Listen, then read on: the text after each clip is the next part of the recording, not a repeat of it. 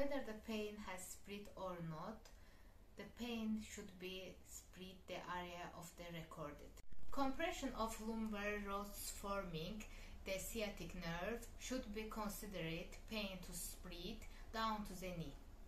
Pain radiating of the anterolateral thigh to the anterior knee, and it's suggesting to L4 root compression. If the pain radiating to the posterolateral of the thigh to the lateral calf and medial thighs, it's suggesting L5 root compression.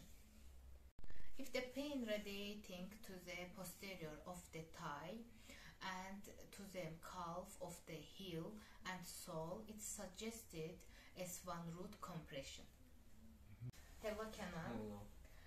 I know you there 7 years ago, and I want to ask you some questions for your back pain. And for the personal information, I want to get the anamnes about you. And first question is your weight. Okay, your height. 1.74. Okay, and do you have a habit about the smoking? No. Habit taking any drugs? No. Drinking alcohol regularly? No. Taking any medication? No. Asthma, diabetes and osteoporosis? No. Tumor, cancer? No. Headache, night pain? No. Extreme sweating or sweating at night? No. Any accident or surgeries? No.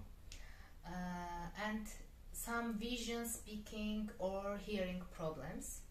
No. And shortness of breath? Yes. Do you have other complaints? I have pain of the posterior thigh. Okay, and we check and get some different tests for examination.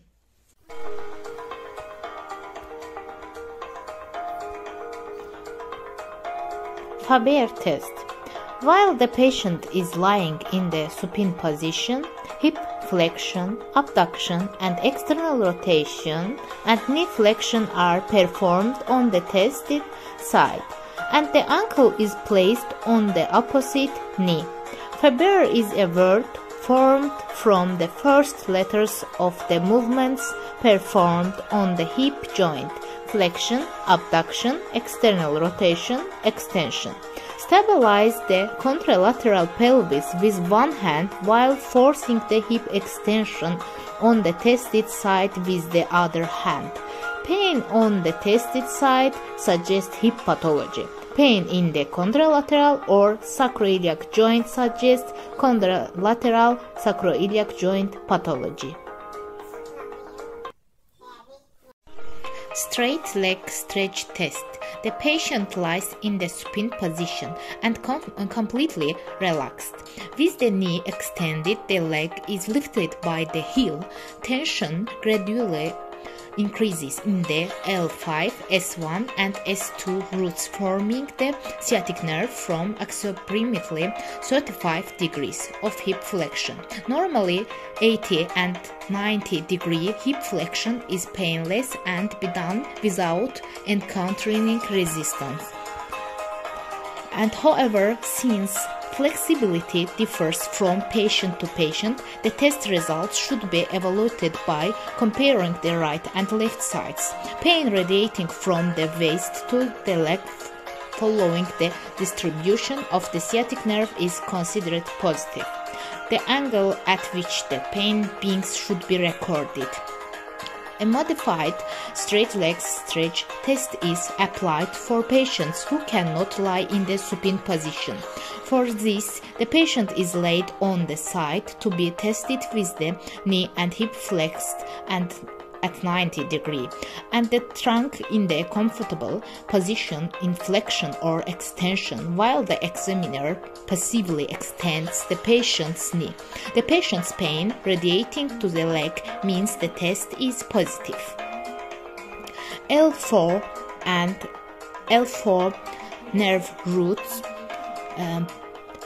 test maneuvers: foot dorsiflexion, heel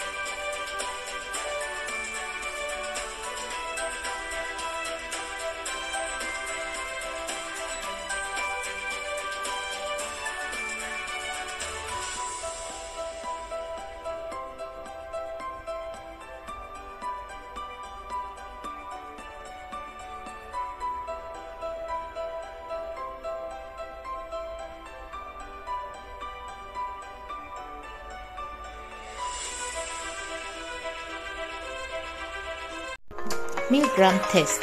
While the patient is lying in the supine position, he is asked to raise both lower extremities 5 cm from the ground with the knees extended.